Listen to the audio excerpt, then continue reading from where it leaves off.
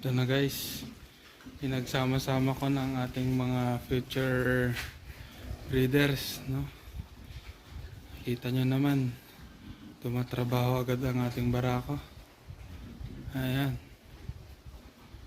So, 1, 2, 3, 4, 5, 6. 6 na female, isang male. Kita naman kung saan ang male dyan. Ayan. Pinagsama-sama ko na lahat sila. Hiniwalay ko yung mga kapon na lalaki, no? Para naman hindi magulo.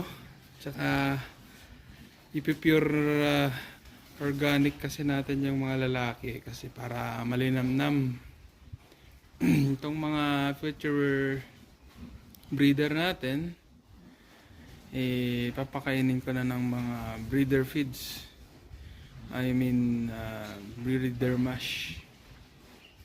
Ano? Si winin natin sila sa grower.